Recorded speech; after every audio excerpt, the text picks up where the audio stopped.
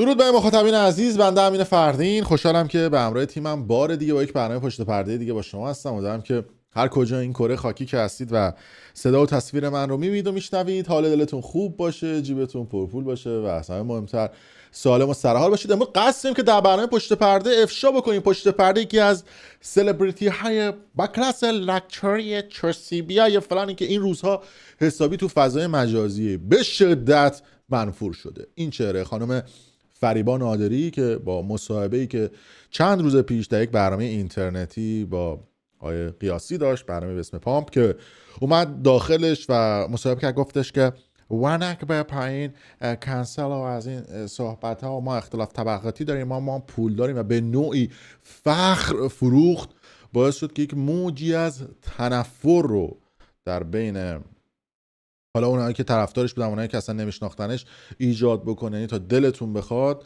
یه آدم چقدر راحت میتونه توی یک مصاحبه شخصیت خودش رو 360 درجه به یه سمت دیگه، حالا میگم 180 درجه نه، 360 به یه سمت دیگه ببره و این مصاحبه جنجال های زیادی رو ایجاد کرد. حالا ما میخوام راجع گذشته و پشت پرده این آدم توی این ویدیو صحبت بکنیم. قبل از اینکه من راجع پشت پرده این آدم صحبت بکنم، ببینیم که این آدم چی گفته و چه مصاحبه‌ای کرده. ببینید. من خیلی ادایی‌ام. آها. من از اون پولدار ادایی‌ام. از اون پولدار ادایی‌ام. خب یعنی چی؟ مثلا برید مصاحبهشو ببینید. یعنی جزء معدود مصاحبه‌ای که تو زندگی من با سختی تمام تونستم همشو ببینم. یعنی اینقدر این آدم چوسی اومد و سعی کرد مثلا با کلاس و لفظ قلم صحبت بکنه. مثلا ببینید حالا بقیش. اگه نرگس اینا پولدار نبودن مثل شما، به نظرتون دوست میشوید با هم دیگه؟ الانم اختلاف دستشون میده، مثلا میگه اونا اختلاف اون چیزه. کدوم شمایی؟ معلوم نیست. آها. من مستقیم اشاره نمی‌کنم کدوم. یعنی علی نه، من تو دوستی اختلاف طبقاتی برام خیلی مطرح نیست.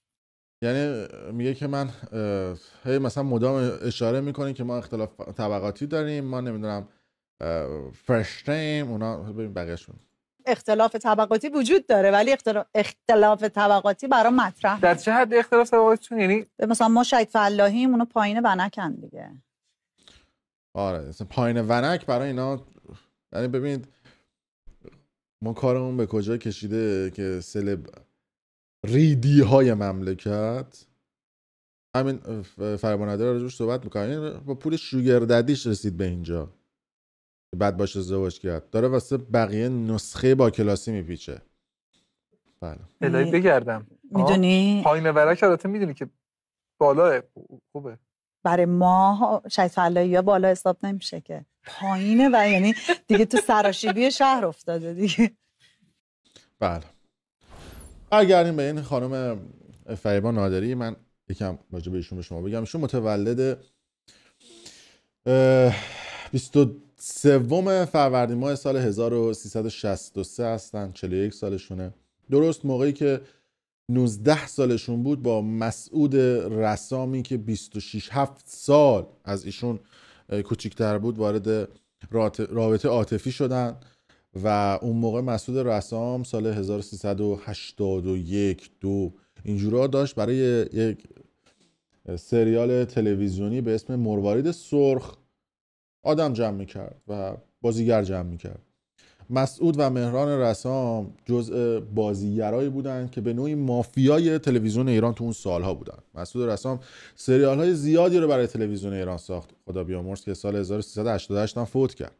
حالا توضیح میدم بهشون. ایشون سریال دنیای شیرین، سرزمین سبز، مجید دلبندم، محله بروبیا، شازده کوچولو، همسران، تولدی دیگر که خانم جمیله شیخی اگر اشتباه نکنم توش بازی کرد، دریایی ها، همین سریال مروارید سرخ که خانم فریبا نادری داخلش مطرح شد، دنیای شیرین دریا، پوپک گلدره، خدا بیامرز، چاق و لاغر، قطار ابدی و خانه سبز و که پوپک گلدره و خیلی از خسرو شکیبایی داخلش بودن. خیلی از آدم‌هایی که توی تلویزیون ایران اون سالها گل کردن به خاطر ساختن فیلم‌های مسعود و مهران رسام بود. بریم یه تیکه از فیلم‌هایی که فریبا نادری بازی کرد. یعنی اولین فیلمی که داخلش بازی کرد و به نوعی مطرح شد خانم فریبا نادری. ببینیم ایشون قیافش هم اینجا مشخص. بله ببینیم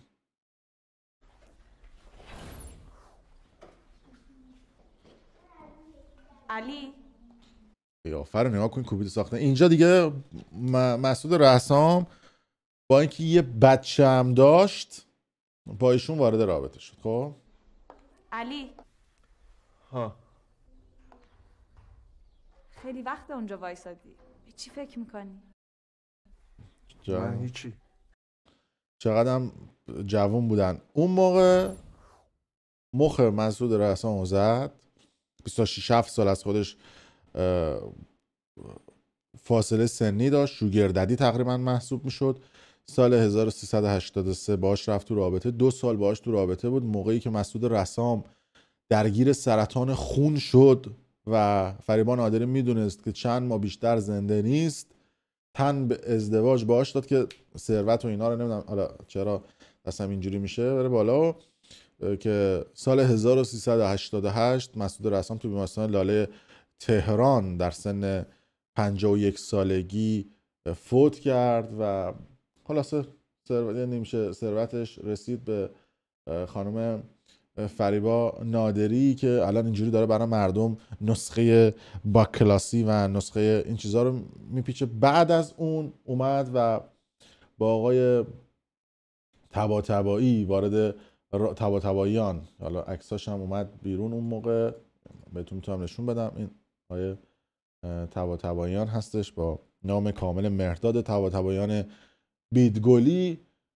با ایشون سال 1396 ازدواج کرد و درست اون موقعی که ازدواج کرد باردار بود از این آقای طباطبایی بیدگلی. 2 تا داداش هستن این آقایان طباطبایی که خیلی از اصطلاحاً شرکت‌های لبنی، گاوداری و چیزهای مختلف هم دست اینا هستش و به نوعی مافیای این قضیه هستن برای بالا بردن قیمت محصولات لبنی و چیزهای مختلف.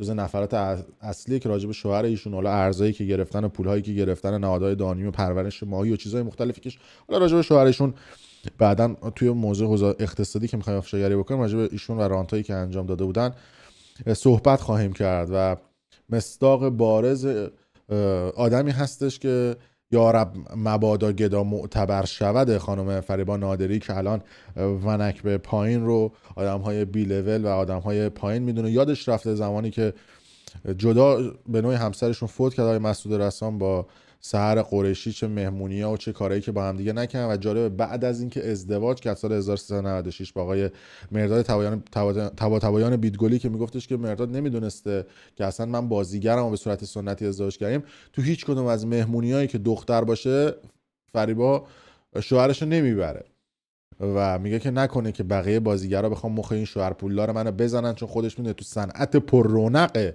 سینمای ایران بین بازیگرا چه چشم هم چشمه چیزای دیگه ای وجود داره. خودش که مخ یه شوگر رو زده بود و پولاش رسیده بود بهش و حالا هم یه شوهر پولدار کرده، چیزی که واسه ارائه نداشته. اون موقع هم که اومد سیمرغو گرفت و الان خودش هم به عنوان نحسی سیمرغ و چیزهای مختلف معرفی میکنه، با پول شوهر رفتش سیمرغو گرفت. و کلا تو سینما ایران شما اگه پول داشته باشی میتونی همه کاری انجام بدی و رانت و لابی و هر اتفاقی که پشت پرده بخواد بیفته میتونه با پول سینما ایران اتفاق بیفته. الان هم فریبا نادری از این قضیه و از این داستان مستثنا نیست و گذشته خودش یادش رفته. خواستم یه کوچولو یادآوری بکنم که یاد نره چی کارا کردی. حالا نه دستم چرا اینجوری میشه، با سرقرشی تو مهمونی اینا میزدی. حالا الانم که دیگه به حال بچه دار شدید، مسیر خودت رو رفتی و مراقب باشید سلبریتی عزیزی که میرید مصاحبه میکنید. حالا سعی هم میکرد مثلا توی این مصاحبه خیلی کول باشه، خیلی مثلا باحال باشه، خیلی خوش و طنز، ولی این دیگه از اون ور بوم افتاده بود و از اون ور قضیه افتاده بود و به نوعی مثلا میخواست چشم هم چشمی بکنه تو چش بقیه همکاراش که آره ببینید من پول دارم، ببینید من شوهر پول دارم، من با کلاسم، شما هیچ نیستید، شما فلانید. یعنی لحن مصاحبه این کد و این حس رو به بقیه القا میکرد. در صورت مرسی که تا این لحظه ما بودید. من کانال پشت پرده رو سابسکرایب بکنید و منتظر ویدیو بعدی ما باشید. دلم نیومد از این سوژه بگذرم و راجع به پشت پرده های این آدم صحبت نکنم. خیلی مخلصیم.